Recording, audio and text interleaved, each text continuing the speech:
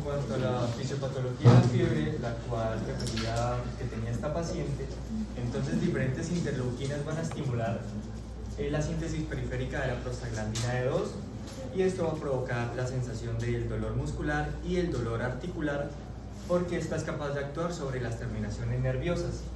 Esta prostaglandina E2 va a viajar a través de la carótida interna a los centros termorreguladores que se encuentran en el hipotálamo. Esta también va a ser producida por diferentes órganos vasculares. Perdón. ¿Sí se acuerdan de qué caso clínico están hablando, no? ¿Seguro? En la niña de 8 meses con desnutrición tipo caguachorco, ¿sí era cierto? Sí. Que tenía una neumonía, una infección respiratoria bastante grave que la llevó a la muerte. Bueno, listo. Para que pongan en contexto, porque si no, no se orientan lo que ellos están diciendo. Listo. Bueno, entonces el aumento de esta prostaglandina E2 hace que se pueda unir al receptor de las células gliales conocidos como GIP3. Cuando esta se une en las células gliales es capaz de producir el neurotransmisor APC, el cual es capaz de estimular a las células del hipotálamo para que se altere este centro termorregulador y si van a empezar los procesos de fiebre. Entonces, posterior a esto va a empezar lo que es la vasoconstricción periférica, en donde aumenta la temperatura central, disminuye la periférica, entonces las extremidades van a tener pues esa sensación de frío. El temblor que sea por la contracción muscular y el aumento del metabolismo basal, que pues esto va a contribuir al aumento de calor. Bueno, y ahora sí entrando a lo que es la vasculitis, esta puede ser desencadenada por diferentes estímulos, tanto infeccioso como una reacción alérgica, autoinmune, entre otros factores. Entonces, esta estimulación desencadena una respuesta inmune en nuestro cuerpo. Las células inmunitarias, tanto linfocitos T como linfocitos B, así como diversas citoquinas y quimioquinas, van a ser liberadas y se van a mover hacia los sitios afectados.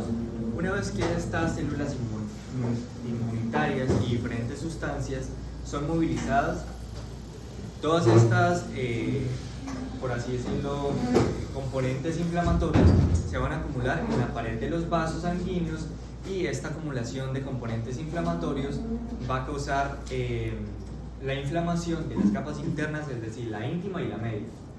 Como es una inflamación persistente, se va a dar la pérdida de las funciones del endotelio, incluyendo lo que es la capacidad de regular el flujo sanguíneo, el prevenir la coagulación y mantener la permeabilidad vascular. Se nos refería que la paciente tenía un cuadro de leucocitosis, trombocitopenia, anemia y coagulopatía. Más adelante vamos a relacionar lo que es la inmunología, los procesos fisiológicos normales con estas alteraciones. Bueno, entonces, en algunas ocasiones la vasculitis posee granulomas, los cuales son agregados de células inmunológicas, tejido cicatrizal, y se desarrolla prácticamente ante reacciones inflamatorias crónicas. Esto va a causar la obstrucción de vasos y esto contribuye a todo el daño tisular y posteriormente al daño del órgano completo. Debido a la inflamación y al estrechamiento de los vasos sanguíneos, se va a reducir todo el flujo sanguíneo a los tejidos, a los órganos, causando la isquemia, contribuyendo luego a la necrosis. Entonces, el cuerpo intenta reparar el daño mediante la formación del tejido cicatrizal.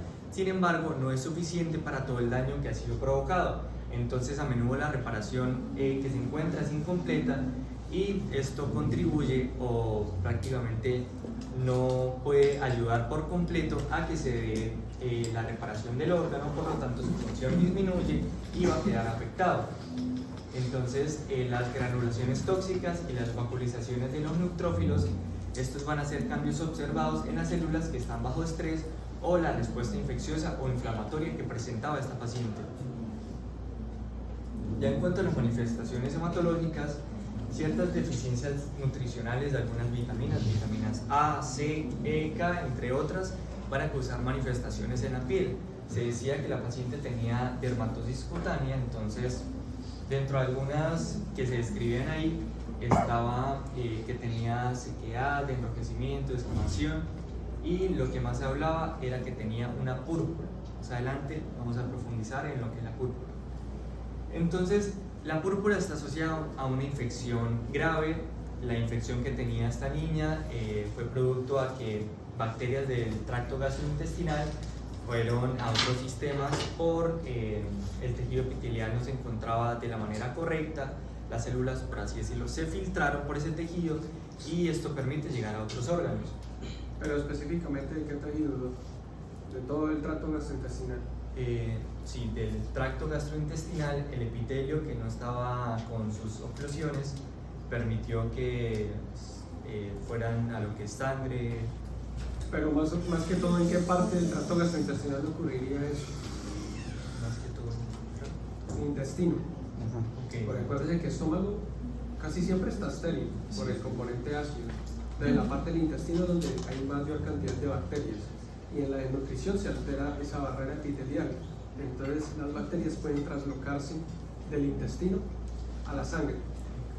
Algunas son bacterias que normalmente están en el intestino, no ocasionan ningún problema. El problema es que pasen a la sangre y ahí es cuando ya suceden las manifestaciones. ¿Listo? ¿Cuál es el intestino? Entonces, bueno, el sistema inmune del cuerpo responde a la infección con una reacción inflamatoria exagerada y esto incluye la liberación de citoquinas y otras moléculas inflamatorias que las mencionamos anteriormente. Entonces la inflamación extensa activa todo el sistema de coagulación sanguínea de la manera inadecuada y esto puede ocasionar la coagulación intravascular diseminada que se explica más adelante en el... Lo que el doctor está explicando y básicamente es un shock séptico. En el shock séptico se profundiza esto más adelante. Básicamente es lo que quiere decirles con eso. Bueno, entonces se da la obstrucción de los vasos, esto interrumpe el flujo sanguíneo, contribuyendo a lo que es la isquemia, el tejido y los nutrientes, a pesar de intentar cumplir su función, no pueden porque no hay una circulación adecuada por el tejido y posteriormente el órgano se destruye. Entonces lleva a la necrosis tisular. Las bacterias liberan las toxinas que pueden dañar las células del endotelio y la combinación de la obstrucción vascular, la necrosis tisular y la liberación de toxinas del cuerpo, las cuales estaban en el tracto gastrointestinal, en el intestino, las cuales migraron, todo esto contribuye a un estado de shock, que lo van a explicar más adelante. Bueno, entonces ahora lo que respecta a las alteraciones cardiovasculares que estaba presentando la niña, debemos de tener en cuenta que vamos a tener un orden para poder entender por qué una cosa llegó a la otra. Primeramente, como se sabe que la niña tenía un bajo peso, porque en eso lo encontraron el nutricionista y también los médicos, los distintos médicos que lo estaban revisando, encontraron que el bajo peso lo llevó a una atrofia miofibrilar. Esta atrofia miofibrilar, ¿en qué consistió? Bueno, la longitud de las fibras cardíacas se vieron disminuidas. Entonces, ¿ustedes qué creen? Que cuando uno tiene la longitud de las fibras cardíacas, la contractibilidad del corazón va a estar aumentada o va a estar disminuida. Entonces no se va a poder llevar la potencia contráctil a un 100%. Entonces, como está disminuido el gasto cardíaco, esto me va a llevar a lo que es el aumento del tono vagal. Se estarán preguntando, ¿qué es el tono vagal? El tono vagal, a través de unas fibras parasimpáticas, lleva ahí la acetilcolina. Esa acetilcolina me llega a su destino, que es el nodo sinusal en el corazón, en donde están los receptores colinérgicos de carácter murasmáticos. Entonces ellos ahí llegan, ¿y qué me va a hacer eso? Me va a abrir los canales de potasio. Y en el potencial de membrana lo que sucede es que como estoy sacando mayor carga positiva, se me disminuye el potencial de membrana y eso hace que se me disminuya la frecuencia de descarga. Al yo tener esa menor frecuencia de descarga, la frecuencia cardíaca se me va a ver aumentada o disminuida. Entonces, eso es lo que conocemos nosotros como una arritmia, que es la bradicardia, que es la del ritmo cardíaco se ve disminuido. Entonces, esa bradicardia me va a llevar consecuentemente a una hipotensión. Ahora, tenemos que tener claro que la paciente tenía muchas anomalías y hay tres mecanismos los cuales justificarían esa hipotensión que está presentando. Uno, que le hicieron un tratamiento con diurético, que era la sulfomerida, no recuerdo bien cómo la pronunciación, me disculpan, pero es así, un diurético, que es de la familia de los ASA, y el profe nos comentaba que eso era un inhibidor de la vía de Cox. Por otra parte, mi compañera Michelle le va a explicar acerca de la sepsis, que eso explicaría mucho el por qué ella está teniendo... Pero ¿cómo así? No lo entendí. ¿El que diurético que la vía el cox? Sí, señor, porque ellos son familia... no sé si se podría volver a la primera... ¿Cómo? Ajá, sulforamidas. ¿Cómo? Sí, pero la furosemida no se mete con el cox. Porque recuerden que los cox son cicloxaminadas. Pero, bueno, se puede decir lo que referenciaba al que era familia de los ASA. Entonces no sé... No. Son familia de los ASA, ¿no?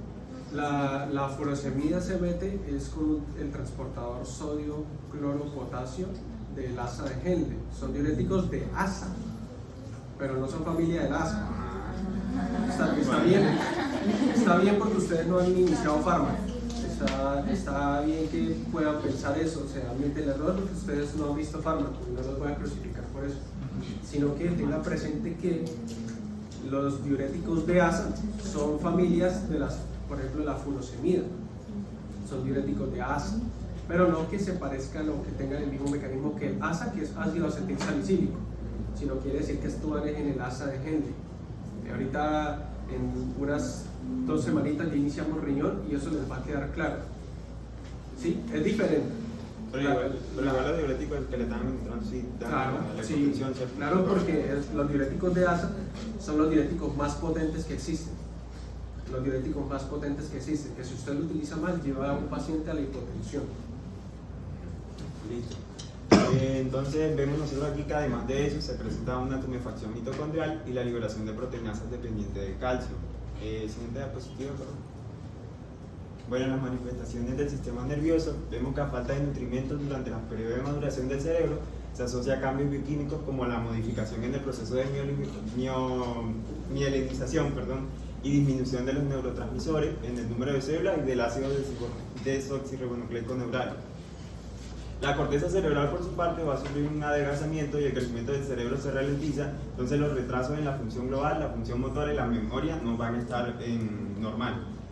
Entonces, ¿qué hace esto? Que el niño o la niña tenga apatía e irritabilidad, retraso para sentarse y mantenerse de pie, con una escasa fijación visual y falta de reacción a los estímulos externos. Siguiente positivo, por favor. ¿Usted nunca ha tenido la oportunidad de ver un niño así bien desnutrido? Sí. ¿No? ¿Nunca? Pues, en el hospital, en el MEOS, sí van a ver. Y cuando ustedes están así en ronda y se dan cuenta que, sobre todo los más pequeñitos, ¿no? Pueden no estar tan graves, pueden que no estén graves así como esta niña, pero ellos están en hospitalización y están empezando a nutrirlos con unas fórmulas que nosotros tenemos, y ustedes se dan cuenta que a ellos les pasan juguetes o las enfermeras les hacen bobadas o los estimulan y ellos no copian de nada. Ellos simplemente miran a la gente a los ojos, se quedan así, miran el techo. Si usted les pide que hablan, no hablen. La mirada siempre es como si estuvieran asustados y ellos no copian de nada. Usted puede pasar el juguete más bonito, lo mira y lo suelta. Porque a nivel neurológico, digamos, no sé qué estará pasando dentro de ellos en ese momento, si tendrán algún nivel de raciocinio, me imagino que sí. Pero a nivel de la estimulación cerebral, el cerebro no se siente atraído por las cosas que normalmente sentiría un niño porque está en un estado de nutrición, o sea, está en un estado en donde está primando la supervivencia, lo que necesitan en este momento de alimentación. Y casualmente en esos niños no tienen hambre.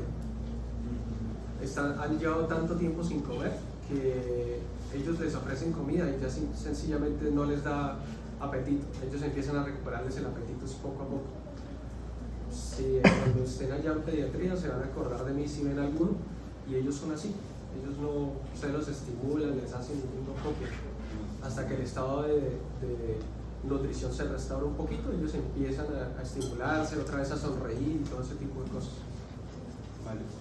Entonces, con respecto a los valores de endocrinología, de las alteraciones que se vieron aquí, tenemos por su parte la insulina, que en esta va a estar en el cuachorco particularmente disminuida y va a producir un efecto anormal como es la menor síntesis proteínica muscular, la lipogénesis y la disminución del crecimiento.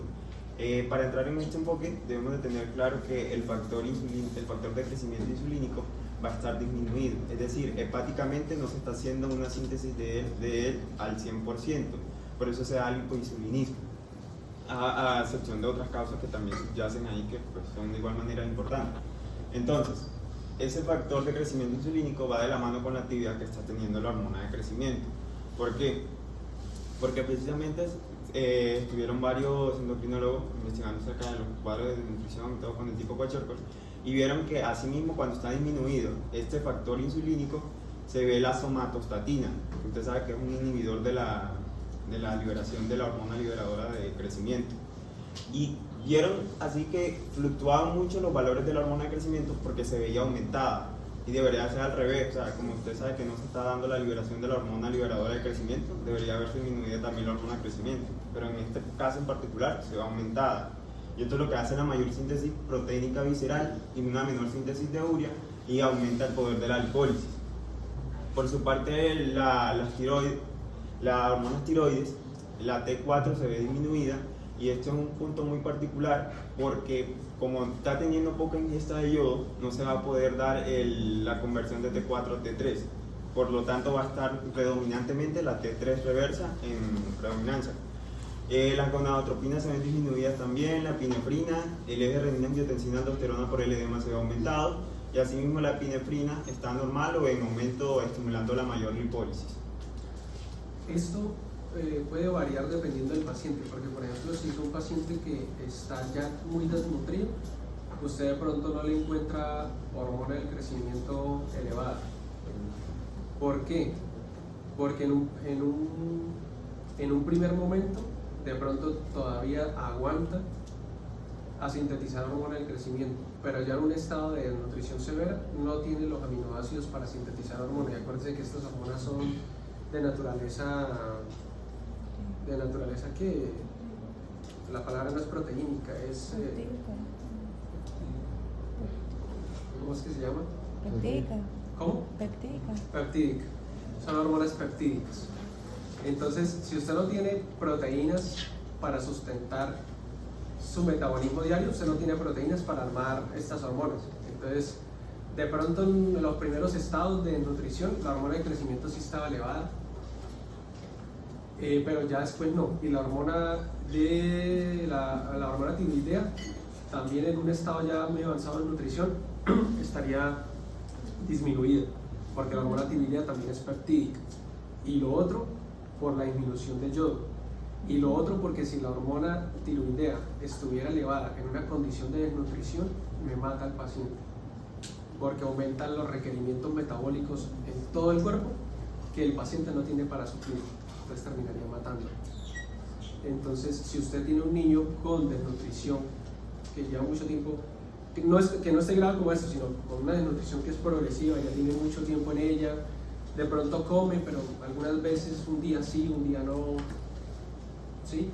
Es un niño con una desnutrición crónica, usted puede encontrar esa variabilidad en las hormonas en la consulta. Si usted se pusiera a pedírselas todas, de pronto se puede encontrar la hormona tiroidea que está disminuida, la hormona de crecimiento pudiera encontrarla o que esté elevada o que esté disminuida también, dependiendo.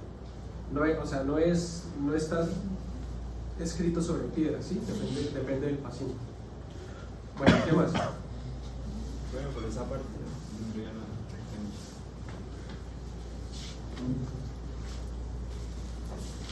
bueno, ahora hablando a nivel de las manifestaciones óseas, pues tenemos una paciente que en la muestra histológica se muestra una gran disminución, pues una disminución importante de la densidad ósea, ya que podemos ver que a nivel trabecular hay zonas muy adelgazadas y a nivel medular están muy ensanchadas. Entonces esto nos confirma pues la estopenia en parte. También se logra ver que hay necrosis del estroma de la médula ósea, que esto es secundario al choque, es decir, presenta un choque medular. Pues también estamos hablando de una paciente que no se está alimentando correctamente, que no está siendo alimentada correctamente. Entonces, además de tener deficiencia de proteínas, también va a tener una deficiencia de vitaminas, como por lo menos la vitamina C y D, que esta pues está relacionada con procesos de osteoporosis en el Kwashiorkor. Entonces, esto también puede como tener implicaciones a nivel óseo. También se logra ver a nivel de la línea mieloide que hay una detención en la maduración de estos. Entonces, esto significaría que hay una mielodisplasia. Cuando hay una mielodisplasia, pues va a haber como hay una detención de la maduración de lo que son como eritrocitos, megacariocitos, eosinófilos, bueno, etc. Entonces, ¿qué va a pasar? Va a haber como hemorragias o sangrados, ya que pues hay una disminución de las plaquetas, va a haber pues una anemia porque también se disminuyen los eritrocitos, y es más probable que hayan infecciones como patologías simples como un resfrío o una neumonía que se pueden volver muy graves por la disminución que hay de los glóbulos blancos. También se habla que hay una depresión linfoide, que esto es básicamente una inmunosupresión, porque pues se dice que hay pocos como linfocitos a nivel de la corteza y paracorteza. Bueno, ahora ya hablándoles del shock séptico, sabemos que este es causado por una desregulación que hay de la respuesta del paciente a infecciones. Se va a caracterizar porque hay activación de células endoteliales, vasodilatación, edema, la coagulación intravascular diseminada, sí, y alteraciones metabólicas. Bueno, vamos. Inicialmente vamos a tener que hay una respuesta inflamatoria y antiinflamatoria, luego se va a activar y a lesionar el endotelio, se sigue de que se inicia el estado procoagulante, van a haber anomalías metabólicas y finalmente nos lleva a la disfunción de órganos. Entonces, ahora ya más a profundidad, pues primeramente la respuesta inflamatoria y antiinflamatoria. Los componentes de la pared microbiana van a ser detectados por receptores del sistema inmune innato y esto va a desencadenar una respuesta inflamatoria. Entonces, ¿qué desencadena esta inflamación? Los receptores de tipo TOL van a reconocer los PAMs y los TAM, así como otros receptores que van a detectar pues estos péptidos bacterianos o receptores de leptina de tipo C.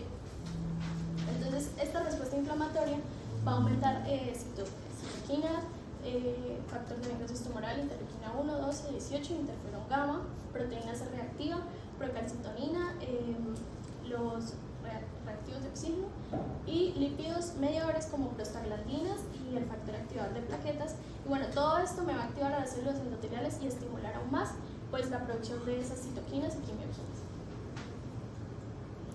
También se va a activar la cascada de complemento y pues esto me va a contribuir a ese estado inflamatorio que se está dando, y pues además esos mismos componentes microbianos pueden activar también directamente o no la cascada de la coagulación.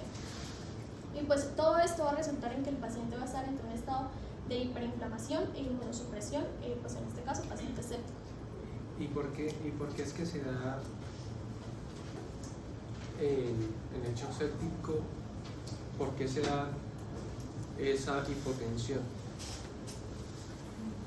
El shock es un estado de hipoperfusión. Todo lo que es shock es hipoperfusión. ¿Por qué se está dando hipoperfusión en el paciente? En el shock. ¿Por qué un paciente con shock séptico hace una hipoperfusión? ¿Por qué? ¿Ya vas para allá? Es que se va a explicar cómo paso a paso todos. Listo. Bueno, luego se da la activación y lesión del endotelio. Entonces, en la sepsis tenemos que esta inflamación que se causó inicialmente va a dar la apertura de las uniones herméticas que hay entre las células endoteliales, y esto va a resultar en pues, la fuga de líquido, así como de proteínas desde pues, los vasos sanguíneos hacia diferentes tejidos, y esto causa un edema generalizado. Este edema pues, también puede empeorar si se administran pues, los líquidos intravenosos que se suelen administrar en los pacientes como hospitalizados y así. Además, el endotelio activado en la sepsis va a producir óxido nítrico y pues, otros mediadores inflamatorios vasoactivos como el C3A, el C5A y el factor activador de plaquetas, que pues me van a relajar ese músculo liso vascular y me provocan esa hipotensión. Bueno, también la sepsis afecta la microcirculación, pues porque van a haber como ciertas obstrucciones o interrupciones de ese flujo sanguíneo a nivel pues, capilar o de los pequeños vasos, también porque se está afectando la llegada del oxígeno a los diferentes tejidos, y pues todo esto resulta en que hay pues una inadecuada entrega de oxígeno a los tejidos. Bueno, ahora la inducción del estado procoagulante. En la sepsis siempre se va a inducir el estado procoagulante que me termina pues en una como afección fatal, que es la coagulación intravascular diseminada. Esta pues es muy grave, y pues lo que va a pasar es que las citoquinas inflamatorias van a aumentar la producción del factor tisular, por parte pues, bueno, de los monocitos y de células endoteliales, y a su vez me van a reducir la producción que hay de anticoagulantes, como por lo menos la tromboglobulina, la proteína C, y asimismo me va a disminuir la actividad que hay fibrinolítica porque me aumenta la producción de un anticoagulante llamado PAI-1, que es un inhibidor del activador del plasminoma. Entonces, pues ahí le disminuye la fibrinólisis. Bueno, asimismo, la extravasación vascular y el edema tisular van a reducir el flujo sanguíneo a nivel de los pequeños vasos, produciéndose éstasis y reduciendo la retirada de los factores de coagulación que están activados. Bueno, todo esto en conjunto me provoca la activación sistemática de la trombina, el depósito de esos trombos que se van a dar en los pequeños vasos, se compromete aún más esa perfusión tisular, y es así como en la coagulación intravascular diseminada estos factores de coagulación, o sea, va a llegar a un punto en el que se van a agotar, incluso vamos a poder ver que hay déficits de estos factores, y pues eso mismo nos conduce a que hayan pues sangrados y hemorragias. Bueno, ahora a nivel metabólico. En pacientes sépticos es como normal encontrar que van a tener resistencia a la insulina e hiperglucemia. Y bueno, algunas citoquinas como el factor de necrosis tumoral y la interleuquina 1, hormonas también que son inducidas por el estrés, como el glucagón, la hormona del crecimiento, y los glucocorticoides, así como las catecolaminas, me van a producir una gluconeogenia. Y pues al mismo tiempo, las citoquinas proinflamatorias me van a suprimir la liberación de insulina y me promueven la resistencia a esta hormona en distintos órganos, como en el hígado, ya que se altera como la recepción que hay al transportador de glucosa 4 al GLUT4. La hiperglucemia me va a reducir la función que tienen los neutrófilos y me suprime así su actividad bactericida, me causa un aumento de la expresión de moléculas de adhesión en las células endoteliales también. Bueno, y entonces, volviendo a eso, entonces en el shock, ¿por qué tengo hipoperfusión? Otra vez. Sí, pero ¿cuáles son las cosas que llevan a esa hipoperfusión? Tú lo dijiste ahí, pero nómbramelas, ¿cuáles son? Si yo les preguntara así, un paciente con un shock, y le decir cuál es el mecanismo que lleva a la hipoperfusión. Tú me dices alteración de la microcirculación, sí, pero ¿por qué mecanismo? Recuerda que hay que ir al inicio. Entonces, profe, aumento de la permeabilidad endotelial. Sí, eso es lo que lo explica. Y lo otro, la vasodilatación intensa que hay, la disminución de la resistencia vascular. La disminución de la resistencia vascular lleva a disminución de la presión arterial. Porque presión arterial es ¿qué? Gasto cardíaco más resistencia vascular. Si tengo una vasodilatación intensa o una disminución de la resistencia vascular, pues tengo caída de la presión arterial. Y si aparte de eso tengo aumento de la permeabilidad, hay fuga de líquido hacia extravascular. Esas dos cosas me disminuyen pues la volemia, ¿no? Una me está disminuyendo la volemia y otra me disminuye la presión de perfusión. Y eso hace que en el shock, por eso el paciente con shock se muere. No porque tenga una infección en la sangre, la bacteria no la está matando. El paciente con shock séptico, la bacteria no lo está matando es la reacción inmunológica contra ese microorganismo, porque la bacteria se demora en matarlo, pues una vez pasa la sangre puede colonizar cualquier tejido y en unas horas llevarlo a la muerte, pero esto está sucediendo rápido. Entonces el paciente con shock se muere porque tiene una hipoperfusión de todos los tejidos, o sea, tiene una hipoperfusión a nivel cardíaco, puede ser un infarto, tiene una hipoperfusión a nivel renal, entonces puede ser infartos renales, disminución de la tasa de filtrado glomerular, insuficiencia renal aguda, puede ser hipoperfusión a nivel cerebral, ¿sí? Infartos a nivel cerebral, etc. Eso es lo que me causa, por eso yo les digo, si yo les pregunto algo, váyanse al origen de eso. La hipoperfusión está explicada por eso, que ella lo nombró ahí. Y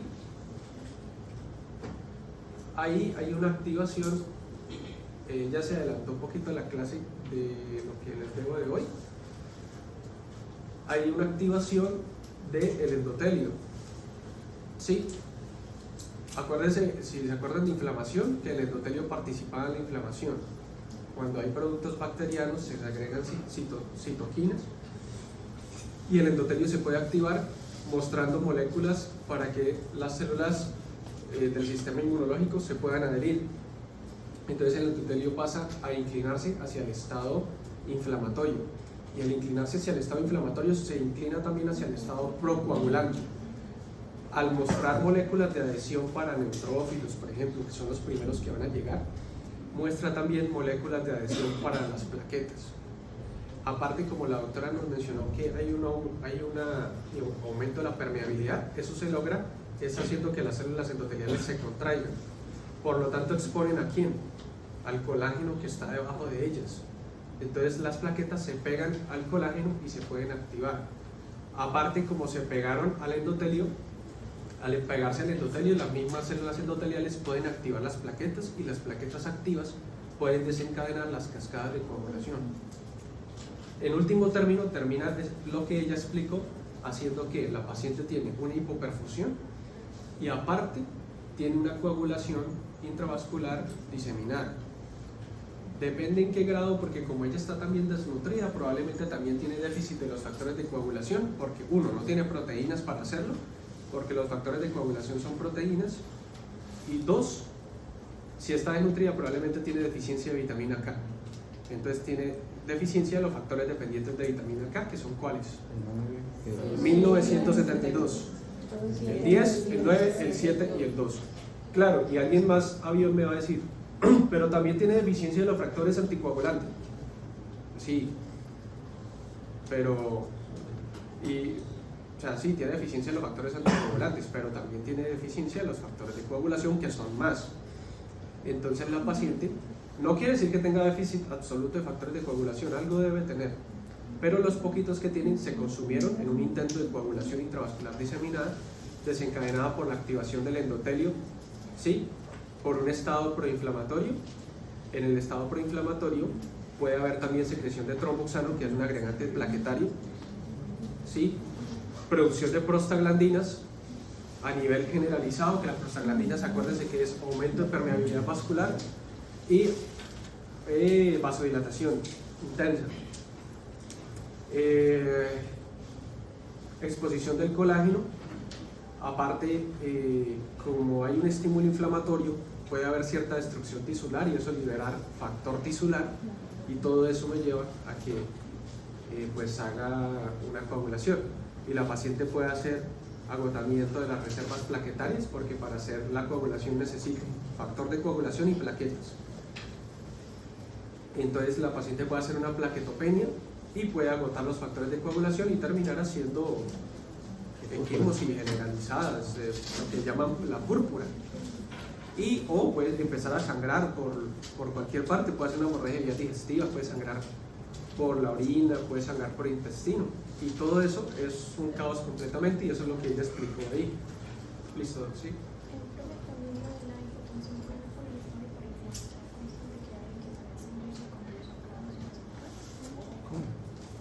Pues ella presentó, creo que sangrado ya al final, ¿no? Pero si es, claro, si es un paciente que empieza a hacer una coagulación intravascular diseminada, ella termina en un momento coagulando y luego termina sangrando, y ese sangrado me puede llevar a una hipotensión. Retomando, aunque la sepsis dice que se asocia inicialmente con un gran aumento que hay de la producción de los glucocorticoides, ya después se sigue con una insuficiencia suprarrenal y una deficiencia también de estos. Y bueno, por último, toda la hipoxia celular que se causó y el hecho de que hay una menor fosforilación oxidativa conducen a que se dé una producción de lactato y esa misma acidosis láctica. La acidosis láctica me empeora aún más la hipotensión. ¿Por qué? ¿Pero por qué más? Porque la acidosis láctica me llevaría a empeorar la hipotensión. ¿Por qué crees tú?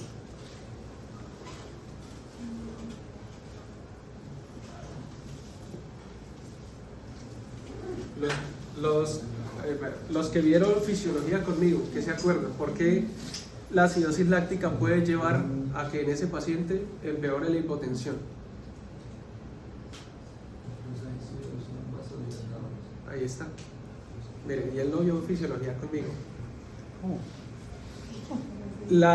Usted no sé si se acuerda del capítulo de circulación, explícitamente creo que es el capítulo 17 o 18 de Gayton, que habla de los factores reguladores de la circulación a nivel local, que les hablan de que si se acumula el potasio puede haber vasodilatación, si hay acumulación de oxígeno puede haber vasoconstricción, que les hablan de las moléculas que pueden alterar el flujo. Una de las moléculas que puede alterar el flujo a nivel local es el ácido láctico. Si ustedes tienen una acumulación en un tejido de ácido láctico, ese tejido responde con una vasodilatación. Uno, para barrer el ácido láctico, ¿sí? Y dos, porque un tejido que se supone que está acumulando ácido láctico tiene bajas concentraciones de oxígeno. Si tiene bajas concentraciones de oxígeno, la teoría dice que el músculo liso no tiene suficiente oxígeno para la cadena fosforilativa de electrones, no puede producir ATP, no puede utilizar el ATP para la contracción muscular y por lo tanto el músculo liso se relaja. ¿Sí me siguieron o no? Al haber relajación del músculo liso, permite que el ácido láctico se barra y entre más oxígeno para volver a restaurar las funciones y vuelve a restaurar el tono. Entonces, si un paciente que está hipotenso tiene aparte acumulación de ácido láctico, todos los tejidos al mismo tiempo van a entrar en vasodilatación y eso va a empeorar la hipotensión que ya tiene. ¿Sí la pillaron o no? Quiero que me añadan ese mecanismo si yo se lo llevo a preguntar, no se les olvide nunca. Listo, doctora. Bueno, y ya la fase final, que es la disfunción de los órganos. Bueno, en esta la hipotensión sistemática, el edema intersticial, la disfunción que hay de la microvasculatura y la trombosis que se produjo en los pequeños vasos, pues me van a reducir el aporte de oxígeno que les va a llegar a así como de los nutrientes, y pues me lleva a la hipoxia celular, pues no logran aprovechar estos nutrientes. El daño mitocondrial que hay pues debido al estrés oxidativo me deteriora pues ese uso de oxígeno, las concentraciones elevadas de las citoquinas y de mediadores pues me reducen la contractibilidad miocárdica y el gasto cardíaco, la mayor permeabilidad vascular y lesiones vectorial me pueden provocar el síndrome de dificultad respiratoria aguda, pues que en esto es básicamente que se altera pues la permeabilidad vascular, las fuerzas estables y los sacos alveolares, los alveolos se van a llenar de líquido. Y pues en último término, todo esto se une y me causa una insuficiencia de múltiples órganos y, como por decirlo así, los más importantes como los riñones, hígado, pulmones y corazón, y pues todo esto me culmina en la muerte. Eso, miren que ustedes no saben la importancia de la fisiopatología hasta que les pidan que llene un certificado de fallecido. Cualquier médico general lo puede hacer. Usted está en su turno y le llegan los familiares con el muerto ya y usted tiene que certificar la muerte. ¿Cómo certifica la muerte? Pues tomamos signos vitales, que está respirando, no está respirando, si tiene presión arterial, no tiene presión arterial, si tiene pulso, y le miran los reflejos del tallo cerebral, como uno de ellos, pues el fotomotor, a ver si la pupila se contrae o no. Primero que todo, usted le mira, le va a mirar con la linterna, y esa pupila está midriática, está grande, y usted le hace, no hay respuesta. Si se quiere ir más allá, puede coger un hisopo y le estimula la córnea. Si no hay ningún tipo de estímulo, ni siquiera un parpadeo, ese paciente está muerto. Y ese certificado, primero, los certificados de fallecido y los nacidos vivos no se los pueden tirar, tienen un número único radicado. Si usted se lo tira, tiene que hacer luego una carta diciendo en dónde fue que la cagó. Tiene que llenarlo bien, tiene que llenar con los datos del paciente, todo. Certifica usted la muerte y hay una parte en donde le piden a usted la causa de muerte. Y usted dice, mierda. El más avispado dirá, no, pues que con la necropsia. Acuérdense que muertes naturales no les hacen necropsia. Si era un señor que tenía una insuficiencia renal, tenía ya antecedente de patología cardíaca y murió en su casa y todos sabíamos que iba a morir, pues no hay necesidad de hacer necropsia. ¿Qué necropsia le van a hacer? Las necropsias son para las muertes violentas y muertes en donde de pronto si no fue violenta lo encontraron en su casa muerto y yo dije tan raro, pero este man sí tenía un seguro de vida como de 250 millones de pesos y había tenido problemas con la esposa días antes. Ahí va para la necropsia y hacen estudios de toxicidad y todo eso. Entonces, pero las muertes naturales que se supone que uno esperaría, no les hacen necropsia. A no ser que, por ejemplo, fue un paciente sano, porque era nosotros, se enfermó de repente, empezó a torcer sangre, y yo decía, uy, pero ¿este man qué? Y uno dice, uy, y empiezan dónde viajó, dónde estuvo, y empiezan y ahí sí le hacen necropsia, lo desbaratan completamente y le toman biopsia de todo, a ver qué le encuentran. ¿Sí? Eso sucede en los brotes, por ejemplo, de ébola, cuando sucede en África. Son muertes todas extrañas y empiezan los contagios. Lo que les quiero decir es que el certificado trae una partecita donde le piden que usted diga la causa de muerte. Entonces, imagínese usted, 3 de la mañana, le llega ese man, usted no sabe nada de él y usted le están pidiendo que usted diga por qué se murió o de qué se murió. Y usted tiene que hacer uso de la fisiopatología. Entonces usted tiene que empezar con los familiares que lo trajeron, qué antecedentes clínicos él tenía. ¿Tiene historia clínica de él? ¿Tiene algo reciente? Y entonces usted empieza a irse. Y casi todo, les digo esto porque casi todas las muertes terminan con este mecanismo. Lo que ella está explicando. Un shock. Una falla multiorgánica. Si vio que ella empezó y hay falla de los pulmones, y hay falla del cerebro, y hay falla de tal cosa, todo termina allá. Pero el ministerio en ese papelito les pide que usted coloque en orden las causas de menor a mayor que lo llevaron a la muerte, de menor a mayor, y usted tiene que sentarse y organizar fisiopatológicamente.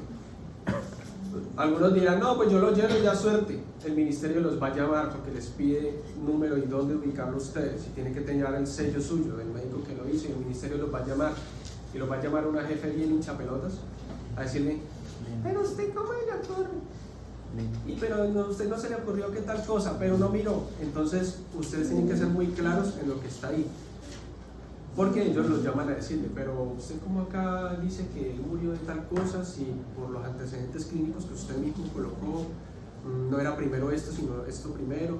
Entonces los van a llamar, tienen que ser muy claros en eso. Y apréndase la fisiopatología del shock, la disfunción multiorgánica, porque todo termina allá. O sea, todas las personas cuando mueren, casi todas terminan con una disfunción multiorgánica severa. Falla corazón, falla cerebro, falla riñón, y eso termina llevando a la muerte. La diferencia es quién falló primero o qué pudo haber pasado. ¿Listo? Ahí. Y ya finalmente pues el síndrome de disfunción multiorgánica, que pues esto es básicamente cuando ya empiezan a fallar uno o más órganos. También se sabe que el síndrome de disfunción multiorgánica es básicamente cuando hay un desequilibrio pues, de la homeostasis y el paciente oscila entre estados de hiperinflamación y proinflamatorios, o sea, antiinflamación y proinflamación. Y bueno, aquí básicamente es como una recopilación de todo lo que hemos explicado a lo largo de la exposición. Pues se empieza con una respuesta inflamatoria que es mal modulada, se aumenta la permeabilidad, hay cambios a nivel endotelial como vasodilatación y vasoconstricción, se aumenta pues la fijación leucocitaria y pues los leucocitos, se disminuye la actividad tisular del plasminómero, lo que les había dicho que como que se disminuye la fibrinólisis, sí, activación de plaquetas, bueno, y pues esto me lleva a nivel de que se aumente la permeabilidad a la necrosis tisular. Todo esto también me lleva a que haya disfunción a nivel vasomotor, hematológico y celular. Entonces, a nivel vasomotor, pues se van a activar mecanismos compensadores neuroendocrinos en un intento como de compensar todo este daño que hay, pero esto solo nos va a llevar a más hipoperfusión tisular, y pues la hipoperfusión nos lleva a la necrosis o al daño celular grave. Pues a nivel hematológico se aumenta la coagulación y pues al mismo tiempo la fibrinólisis, y pues entonces a nivel de la coagulación se aumenta, entonces me forma los trombos. y pues al mismo tiempo se va a formar la trombólisis pues para como compensar esto, y pues esto solo nos va a llevar que entonces con los trombos pues hay isquemia, la misma isquemia nos lleva a la hipoperfusión y pues a necrosis. Y la trombólisis, se gastan todos estos consumos de la coagulación, me lleva una hemorragia, pues esa hemorragia me lleva a la misma hipoperfusión y necrosis. Bueno, y a disfunción celular, lo que pues habíamos hablado, que acidosis láctica, se da la translocación bacteriana, una disonancia inmunológica, y pues esto me lleva a lo mismo, a la necrosis. Entonces, ¿esto cómo se va a manifestar? En manifestaciones clínicas podemos ver, también acá hay algunas de las que tenía nuestro paciente, como a nivel cardíaco los estertores, a nivel respiratorio la cianosis, a nivel digestivo los sangrados o la ictericia, a nivel renal la anuria, cerebral el coma, circulatorio la hipotensión. A nivel hematológico va a haber los sangrados o las hemorragias, también la anemia, y pues ya a nivel como el laboratorio podemos ver que se disminuye el gasto cardíaco, va a haber congestión, a nivel respiratorio se disminuye pues claramente la presión basal del oxígeno, el bicarbonato se disminuye, así como pues se va a alterar ese pH por la misma acidosis que hay. A nivel digestivo pues van a estar las bilirrubinas aumentadas, así como enzimas hepáticas. A nivel renal pues vamos a ver que se aumentan los azoados, que va a estar el nitrógeno ureico, proteinuria. A nivel cerebral pues van a estar pues todo esto, el TAC alterado. A nivel circulatorio se disminuye la resistencia que hay vascular, y pues creo que eso sería todo. Bueno, y lo que les había dicho, que pues puede haber anemia. Ya, muchas gracias. Bien. Eso pasa. Una pregunta, esa paciente, les pregunto porque no me acuerdo, ¿esa paciente estaba orinando?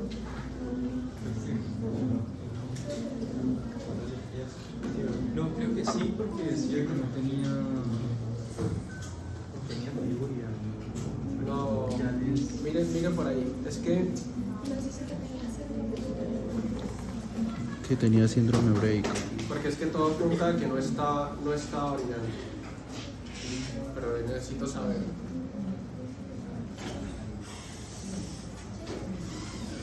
Creo que Si en realidad síndrome urémico no está orinando. Es que el doctor mencionó acá una parte de tono vagal, tratando de explicar la hipotensión que tenía con el tono vagal. Yo creo que más que aumento del tono vagal, ella tiene más que todo ese aumento del simpático, pensaría yo. La hipotensión que tiene se explica, 1, por el diurético que le colocaron, 2, porque la niña está en un shock séptico. Entonces, por los mecanismos que explicó la doctora, está hipotensa, porque lo normal en ese estado es que la paciente tenga aumento del simpático. Lo que pasa es que el corazón no puede compensarse porque sí tiene una disminución de la fuerza contráctil. Entonces pilas con eso, más que silencio, más que aumento del tono vagal. Yo creía que el tono vagal no es el que explica aquí la hipotensión, sino toda la patología que ella tiene, y yo creo que ella debería tener un tono simpático aumentado porque está a punto de morirse. Entonces debería tener el tono simpático que está intentando compensar esa vasodilatación potente que hay. ¿Listo? Eso. Bueno, ¿Desconectamos? no señor, voy a ponerle